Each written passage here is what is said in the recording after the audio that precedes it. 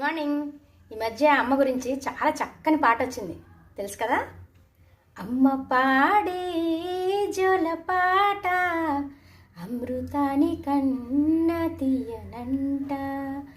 అమ్మ పాడే లాలి పాట తేనెలూరి పారే ఏరులంట. నిండు జాబిలి చూపించి రెండో బుగ్గలు గిల్లేసి, నిండు జాబిలి చూపించి గోటితో బుగ్గను గిల్లేసి, ఉగ్గును పట్టి ఊయలలుపే అమ్మలాలన, ఊపిరి పోసే నూరేళ్ళ నిండు దీవేనా. అమ్మ పాడే జోల పాట